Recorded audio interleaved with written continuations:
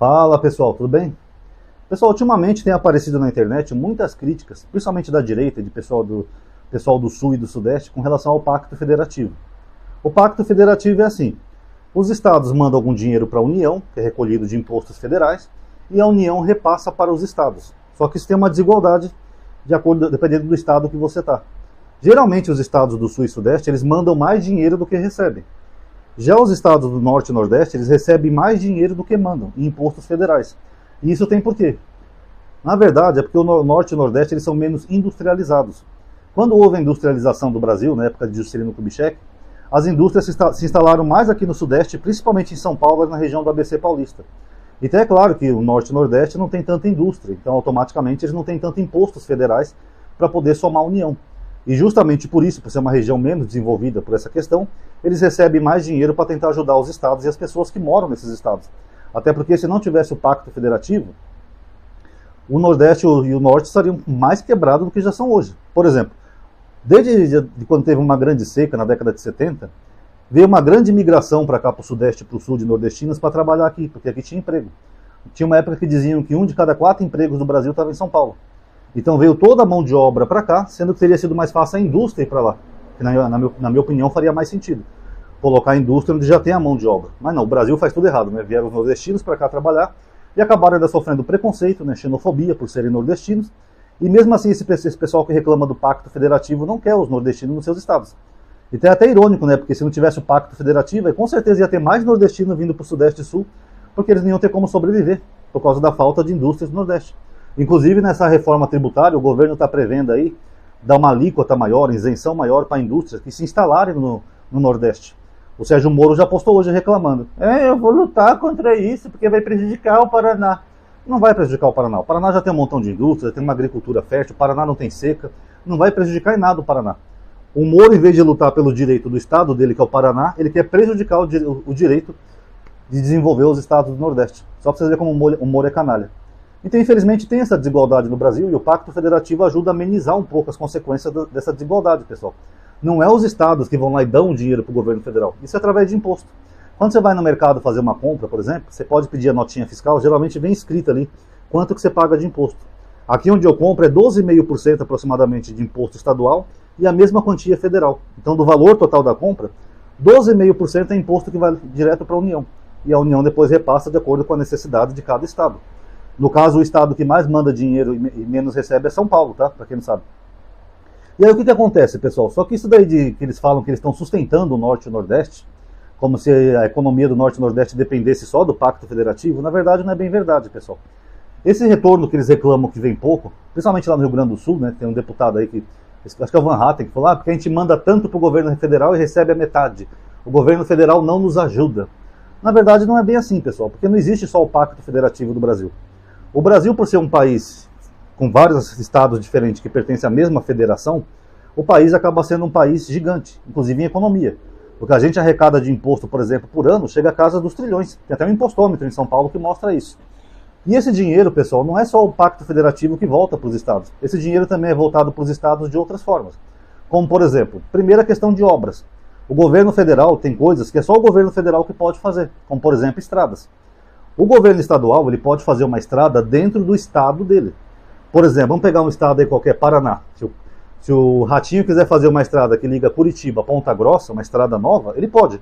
Porque ele está dentro do estado do Paraná, ele governa o estado do Paraná. Agora, se ele quiser fazer uma estrada que vai de Curitiba para São Paulo ou para Florianópolis, aí ele vai ter que conversar com outro governador do estado, às vezes nem tem condição de fazer, ou essa atribuição fica para o governo federal. Porque o governo federal tem autonomia sobre os estados. Então o presidente pode falar, eu quero fazer uma rodovia que vai de São Paulo a Florianópolis passando por Curitiba. Pronto. E essa rodovia existe, a BR-101, que inclusive é a maior do Brasil. Essa BR-101 foi feita todo com dinheiro federal.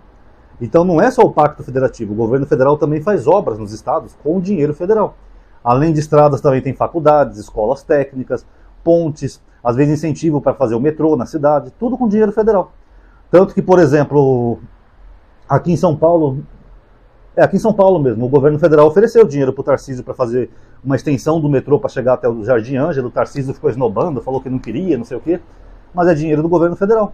Então, por mais que São Paulo não receba o dinheiro do Pacto Federativo, a mesma quantidade que mandou, O tanto de obra que cada estado do Brasil recebe dos governos federais também já é uma ajuda. Às vezes o governo não tem condição de fazer certas obras ou obras maiores, e o governo federal tem e vai lá e faz. Lá no Rio Grande do Sul, mesmo em Santa Maria, tem uma escola de técnica, né, de agropecuária, que foi o Lula que fez. Ele foi lá, mandou fazer, e depois, quando ele foi tentar visitar essa escola, os agricultores gaúchos pegaram os tratores que eles compraram com financiamento no governo do PT, olha que ironia, e bloquearam as estradas pro Lula vir lá. Lembra até aquela música do Zé Geraldo, né? Cidadão. Fui eu quem criou a terra, enchi rio, fiz a serra, não deixei nada faltar. Hoje o homem criou asa, e na maioria das casas eu também não posso entrar. Conheça essa música que é bonita, ela fala disso, tá? E outra forma também de ajudar os estados, pessoal, é através dos deputados. O governo federal tem alguns milhões que ele é obrigado a destinar para os deputados através de emendas obrigatórias. Então, cada deputado que recebe essas emendas, que são obrigatórias, que o governo tem que dar, independente de ser de direita ou de esquerda, não importa o partido, os deputados têm que destinar para os estados. Geralmente para cidades, ou para fazer benfeitorias. Por exemplo, o deputado pode ajudar o prefeito a fazer uma escola, a fazer uma creche, a comprar mais ambulâncias para o posto de saúde, a comprar um ônibus escolar, a fazer um montão de coisa que às vezes o prefeito não tem condição de fazer. Então, cidades pequenas principalmente, às vezes o prefeito está lá sem verba, precisa de uma escola nova, ele pode entrar em contato com o deputado que ele apoia, e o deputado pode pegar essa emenda e destinar para o prefeito fazer a bendita escola. Que é uma coisa que o prefeito não ia ter condição de fazer, e o governo do estado também não ia ter condição de fazer. Então isso acontece muito no Brasil. Além dessas emendas obrigatórias, tem também as emendas que são descritivas, né, que não são obrigatórias, que aí o presidente dá de acordo com quem ele achar melhor, mas que também são, pela lei, elas têm que ser destinadas a obras, principalmente em municípios, dentro do estado que o deputado representa. Então, por exemplo, se um deputado é de São Paulo e ele acha que a polícia militar está com pouca viatura, ele pode destinar essa emenda para o prefeito, no caso da polícia militar é o governo estadual, para o governo estadual comprar viaturas novas, e assim por diante. Tanto que eu me lembro, por exemplo, que o Eduardo Bananinha, ele teve em Franca, aqui no interior de São Paulo, que ele tinha prometido no primeiro mandato dele que ele ia ajudar a comprar ambulâncias, né, para Franca, se ele fosse eleito deputado. E ele não cumpriu. Aí o pessoal foi reclamar com ele e ele mandou tomar naquele lugar. É incrível como tem gente idiota que ainda vota nos Bolsonaro, né? Mesmo essas obras federais que eu falei para vocês, o governo que menos fez obras federais foi o Bolsonaro. Em 4 anos só ficou andando de motinho, não fez nada. Já os outros governos fizeram. O Lula, pelo menos, foi o que mais fez. Eu acho que em cada cidade do Brasil você vê uma obra que foi feita com a ajuda do governo do PT.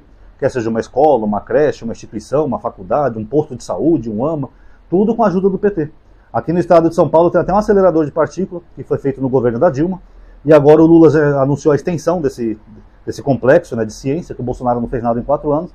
A gente vai ter um dos maiores centros de ciências, pesquisas científicas do mundo, por causa do PT. E sem um centavo do governo estadual.